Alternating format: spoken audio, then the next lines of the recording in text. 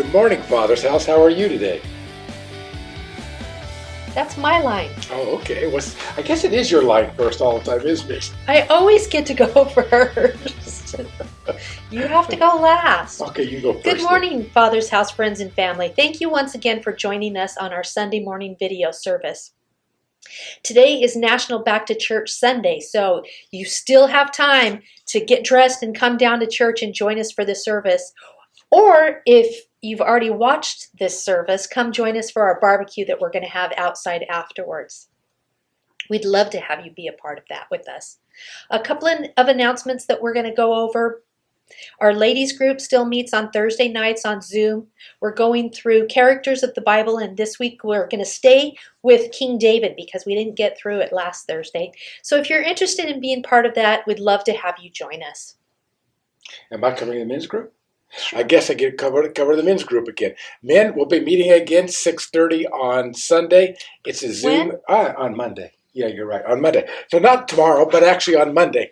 Well, tomorrow, if you watch this Sunday, then it would be. So anyway, Monday, we're going to be meeting at 6:30 on Zoom. If you'd like to join us, you'll see that here in a while, my email will be popping up. You can send me an email saying you want to be a part of that. I'll send you a Zoom link. And we are usually typically on there from 6:30 to 8 o'clock. And as we talked about, we're going through the book of Romans. So I'm sure that you'll have a good time in participation with us. Thank you. Prior to the coronavirus pandemic, we had scheduled to meet with the Trident Society, which is a cremation company, I guess you would call them, and a company that called Legal Shield that does wills. And because of the lockdown, we had to cancel that, but we have been in communication with that company again, and we are going to set up a meeting with them so that they can kind of go through with the members of our congregation that are interested in possibly getting their end-of-life issues in order. So if you'd like to be a part of that, I have a list of people who signed up before, and I'll be calling you to see if you're still interested. But if you are interested, again, as Pastor Carl said, my email will pop up at the bottom here soon, and you can email me and let us know, and we'll get you set up for that. That's kind of an important event, really. And it's important because, like I said, before COVID-19 hit, we were going to do this seminar, and we were going to talk about getting people prepared for end-of-life issues, healthcare directives, power of attorney, getting all of your financial matters in line, getting a will established. And also, there's such a burden on people when people pass, when they know they're going to pass, or they haven't prepared for their passing. There's a burden on the family to take care of that once the person passes, unless you do it beforehand, like now, before it happens to you. The benefit of doing that is it's always cost you I would probably guess 50 to 75% less if you do it up front. You can pay for it, it's all paid for, and then people don't have to worry about it. Talking with a lady from the Trident Society, she said through COVID she's been so busy, and she's never seen so many families so distressed and torn apart and tearing at each other during this time because less people prepared for what ultimately came and happened than did prepare for it. So we just want to make sure that we're prepared on, or you're prepared on all of those different things. We're going to talk a little bit about finances as well, late on in life, your insurance policies, different things. So I think we're going to try to make this an all-inclusive to help you with those needs as you start to move towards your later years in life. So anyway, that's about it. What about Mission Sunday? Is today Mission Sunday? It is. What have we got new in missions this week? Anything? With Pastor Juan and Patricia, they got their ordinations, right? They got their certificates. Oh, yeah, that's right. We still need to set it up to get them ordained. Okay, well, I guess we've got to do that, right? So anyway, we're just talking here a minute about what some things that are going on with our missions in Argentina. As you know, we've got an orphanage we're building over there along with a church and some other things going on with another piece of property that they're using to farm for the orphanage so they can feed the kids. Anyway, that's still an ongoing ministry, and we want to thank you for all of your gifts, and you can give to that again this week. Also with missions, you can give to our India missions. Just designate what you want to do and how you want to give, and we'll make sure that it gets to the appropriate missions outreaches that we have. I want to discuss also our financial needs as a church. Again, this is our weekly tithe and offering as well. If you'd like to give to that, there's several to all of these different things. There's several ways that you can give. You can give online by going to thefathershouse.org. You'll find a giving button up on the right-hand side. You push that, and a drop-down window will come, and you can give there either a one-time gift or recurring gifts. And also, you'll see different fields to be able to give to missions. Something else we're raising money for, I won't spend much time talking about it today, but as you know, our projector has gone out. And with that, you can't just, we've got 2 projectors in our main auditorium. You can't just buy one. You've got to buy 2. Well, we talked about that. They're very expensive because our auditorium is so large. So we decided to go to a state-of-the-art system where we're going to put in a virtual wall that will be behind the stage. It'll be a very large, like a large screen TV, bigger than anything you have in your house, and that high of quality. That's going to cost us about $20,000 to do. The good news is that we only need to get to $5,000 to order it so they can build it and then ship it, which will take several months to even get here, so we can raise the rest of the money. But we're getting close. So we have to raise $5,000 for that initial down payment, and we're starting to get pretty close to that, aren't we? Well, our congregation to date has raised $1,116. So thank you for all your generosity on that. And we think that the Spanish congregation, who's going to help defer the costs as much as they can, they've probably raised about as close to that as well.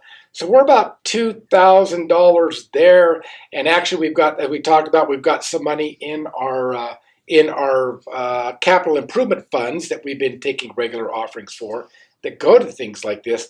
So we're probably, with all of that money in, we're probably around $4,500, right? Yeah, let's break the bank this week. Yeah, so if you can, so we can break this wide open if we can get about $500 to $750 this week in that offering, just designated for that capital improvement. No right? pressure, Lisa. Lisa who? Oh, my sister? Yeah, Lisa. There is a lot of pressure. So make sure you write that check out to the Father's House. And you can do that at 133 Bernal Road, San Jose, California. It'll be below us right now on the screen. Or again, you can give it online. And if you're in the area, if you want us to stop by and pick up a check, we would be able to do that as well. If you're out of the area, like my sister Lisa, who's going to send in a check, then you will definitely have to mail it to us or give it online. But I want to thank you for all of that. You guys have been very, very good.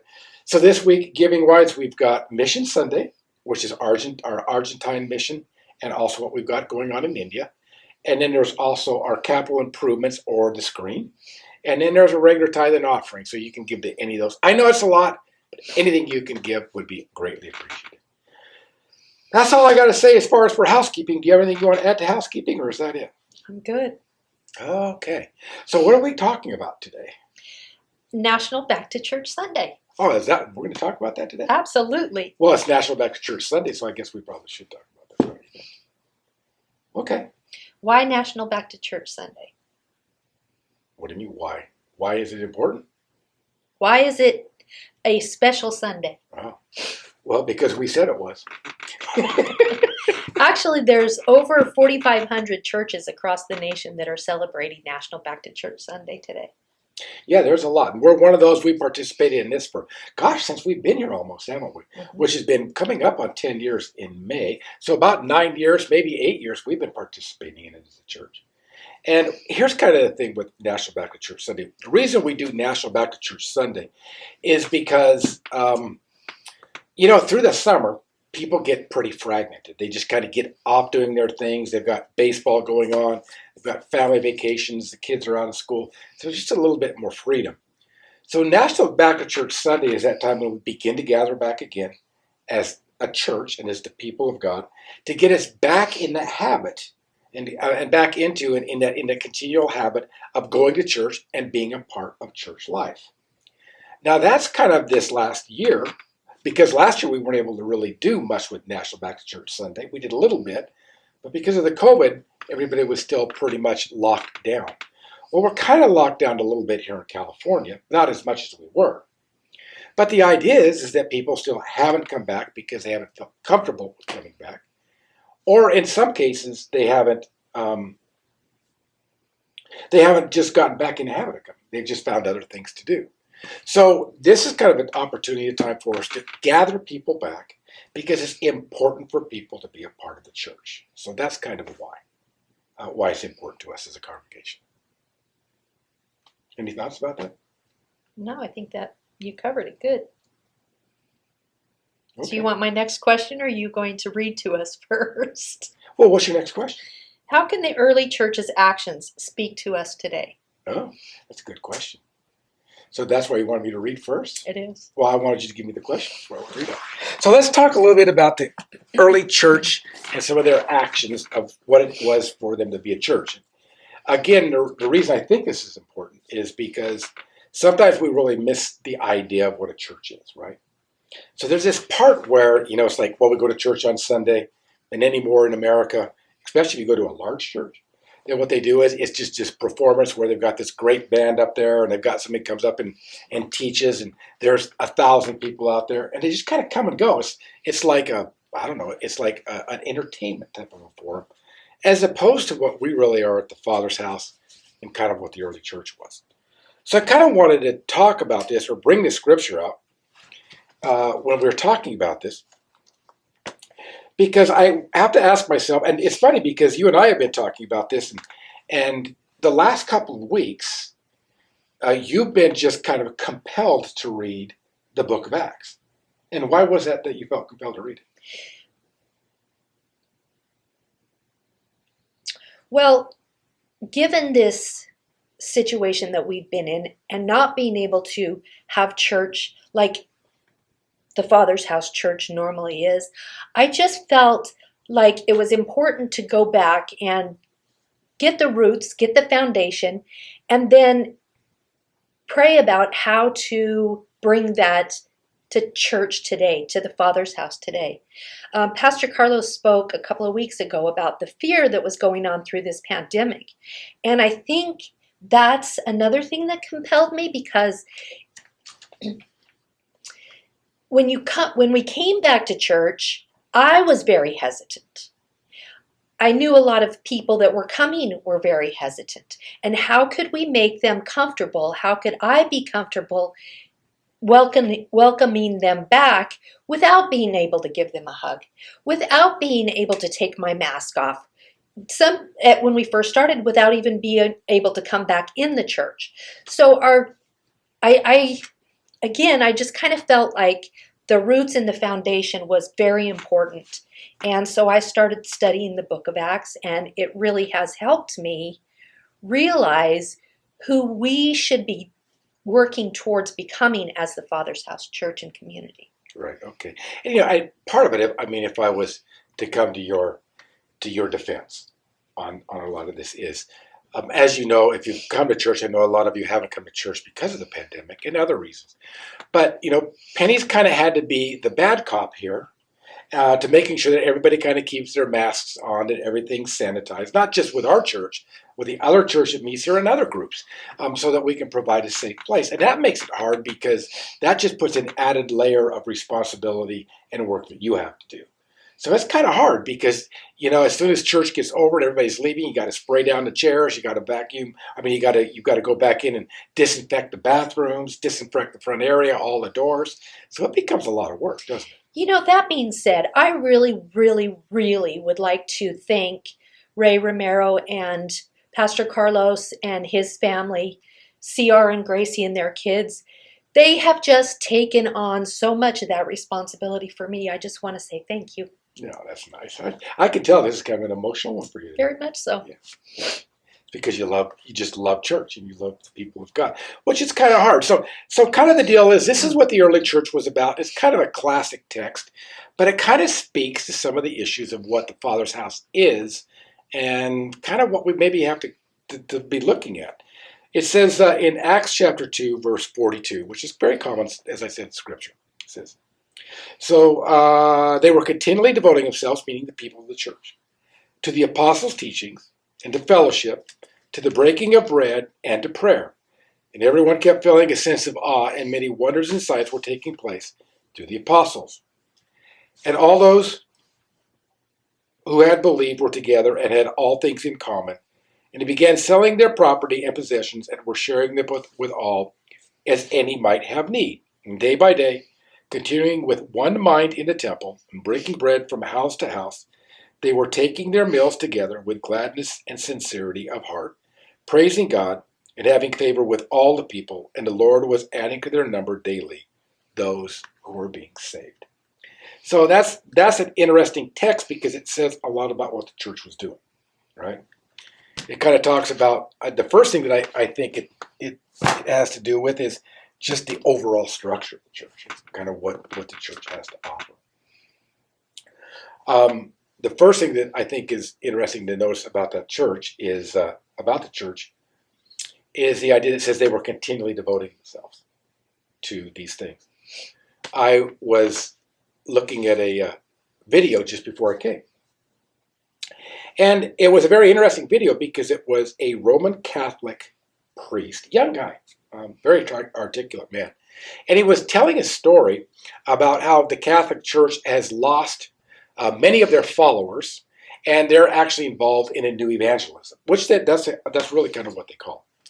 And he said that what they found in their churches, that many people are leaving their churches around the age of 22, 23, young family age, and that they're not returning to the church. And he tells this heartbreaking story about his own brother and his brother's wife and a medical problem they had with the child where they didn't want the child to be baptized or prayed for. And it's caused just a heartbreak in this young priest because of his brother. But the point is that we see an exodus out of the church. And in some cases, I think that what we're seeing now today is we're seeing that because of the COVID-19, the health concerns, all of the different things we can be involved in, that, a lot of people have just kind of got disenfranchised from the church. And the Father's house included in that, which concerns me. So that's kind of, why I think National Baptist Church Sunday and talking about having that regular church life is so important. So that kind of covers part of the question, how can the early church's actions speak to us today? Well, when you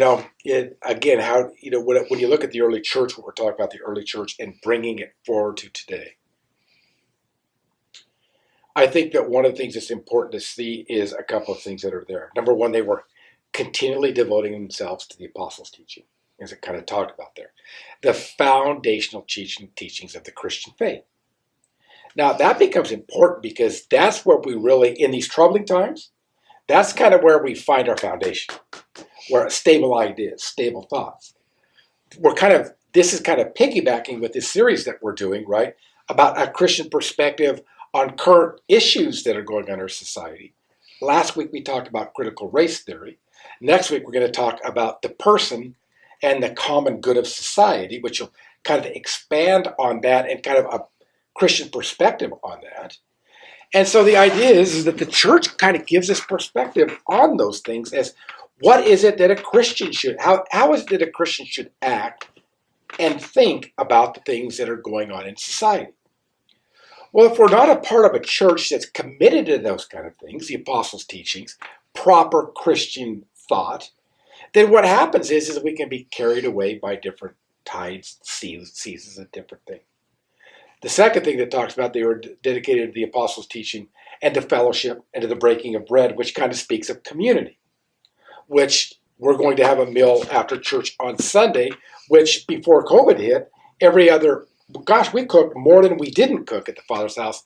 I think we had figured out that we had cooked about 35 or 40 times a week or in the course of a year. There were very few times we didn't cook as the Father's house, provide a meal, so that people could fellowship and we could build this sense of community around one another.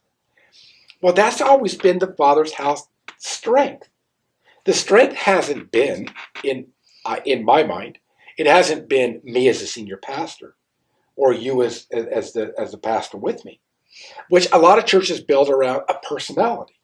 Mm-hmm. But what we've made the strength of our church to be is the people. It's been the community. So when COVID hit for us, what happens is our community, although it stayed together, some ways on Zoom meetings, some ways by people reaching out, there's still we're still fragmented from this, and so our community has never really regathered the strength that we had before COVID hit. And it's interesting because a lot of people that would come to our church that weren't a part of the Father's house, they wouldn't understand the dynamics of the Father's house or the ethos of the Father's house. That prevailing attitude that we had, that was that whole idea of love's arms open wide, which we've talked about before, which is really our mission. And the idea that everybody was welcome, but it was built around community. So I think that those have to become the strengths again of a church that was in the book of Acts. And it's what I think the church at large, in not just our American society today, but I think in the world, that I think we're grappling with here because of what's going on. I know it's true for the American church. Absolutely. What are your thoughts about it? And going back through some of the classes that I've taken on church history, we had this great foundation of this church that was starting, and it was community, and they were giving to each other, and they were making sure that nobody was wanted for anything. And as the cycles of time went on, the church kind of lost its direction. They lost that sense of community. They started going to monasteries and learning on their own instead of coming together as groups and discussing it. And one of the things that I really love about the Father's house that we have implemented is an open structure when we have small groups.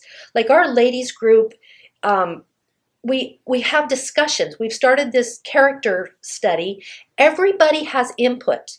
And I learn more from these other ladies than I do in church sometimes because they have different perspectives. And that's one thing that I think that the church as a whole has lost, the fact that other people have opportunity for teaching and different perspectives that if you go to a big church, you miss, because nobody gets an opportunity to share their perspective. Or if you're teaching on Sunday and somebody doesn't like what was said, there's that open communication that they can come and say, Pastor Carl, what were you even talking about? I don't know what that ethos word even was.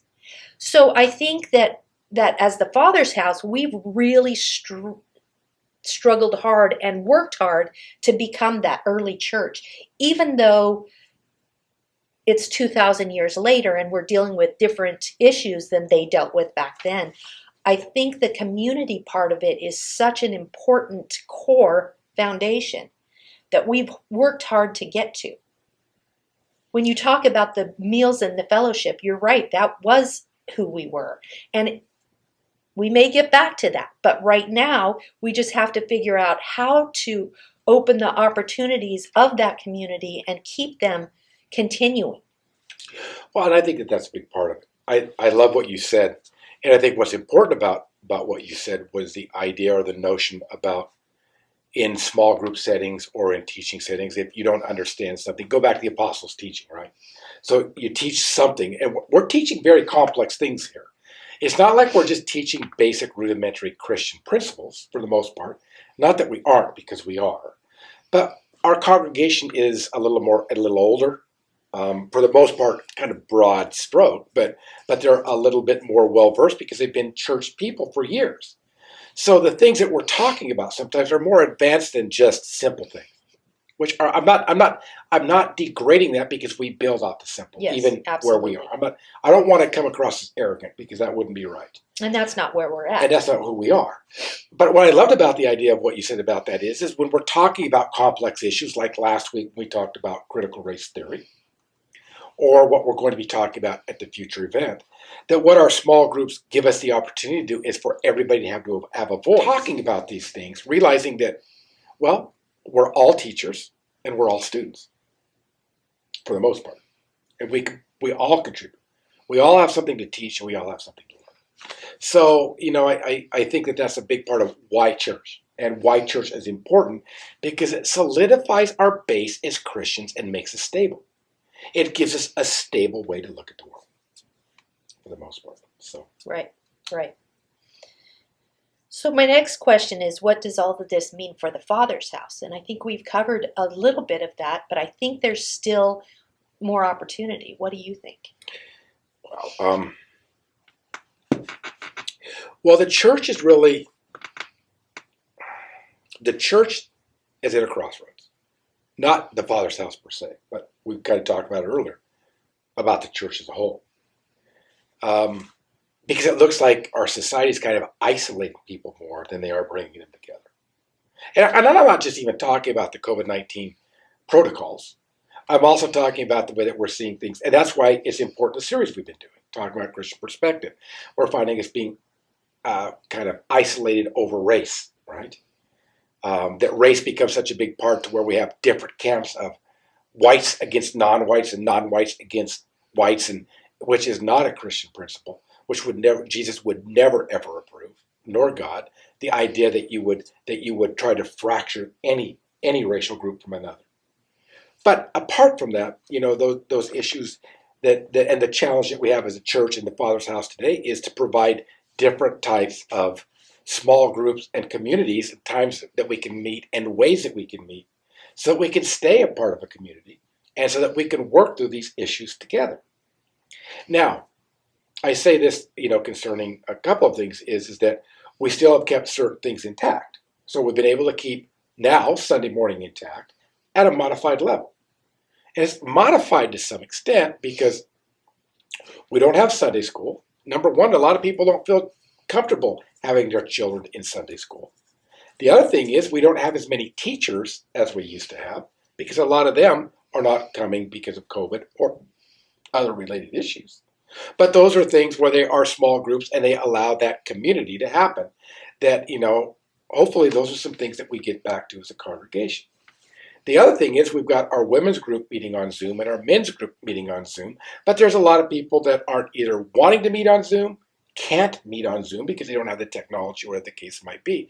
And so we've got these other people that are not a part of it because of that.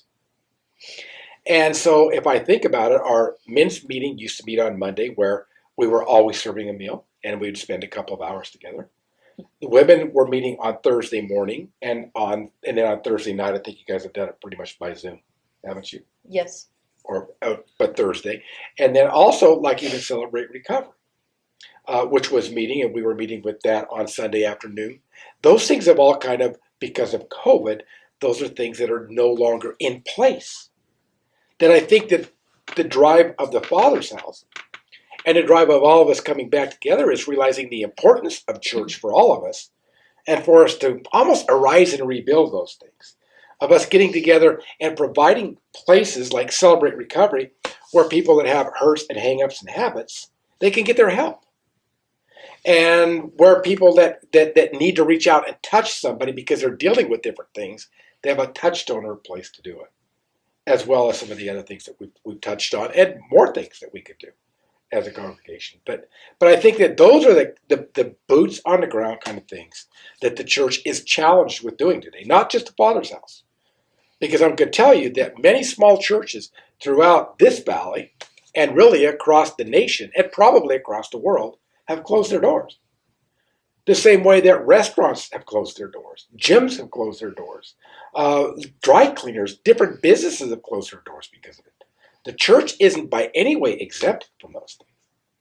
And so we've got to find a way as a community, and especially the Father's house, to come back together and strengthen the things that remain and then advance where we want to go.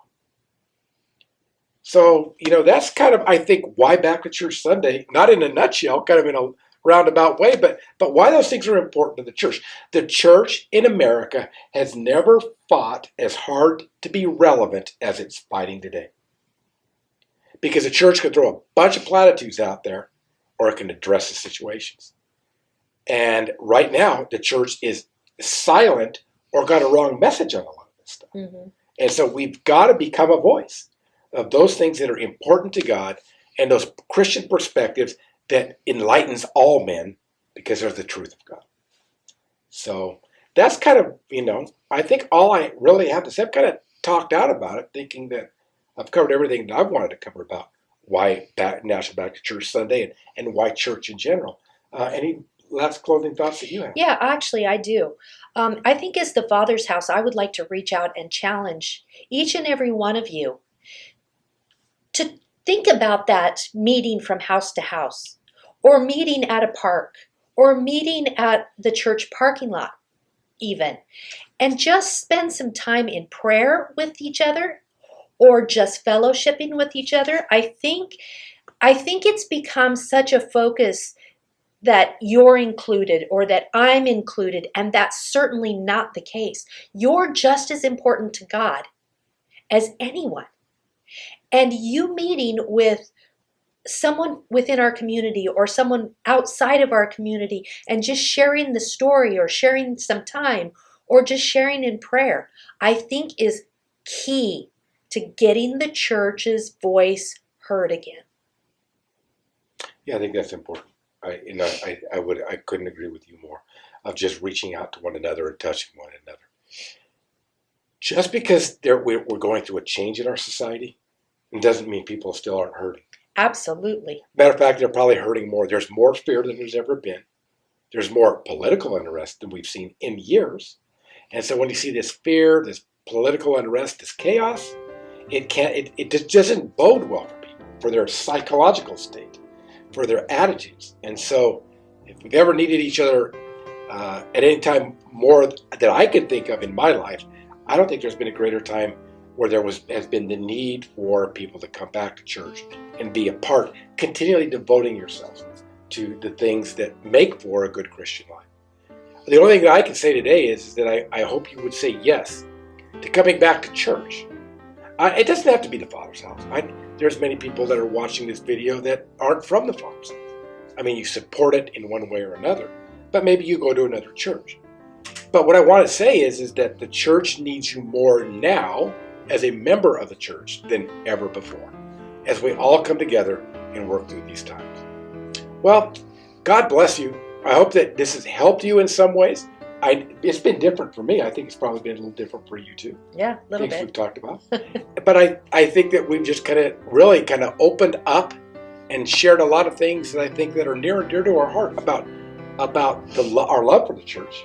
Not just the Father's house, but God's church. And also our love for you people. And we hope that we see you again very soon in church. And if not at this church, at another church, but you find your connection with God and with people during this season. I hope you say yes to that. God bless you and have a great day.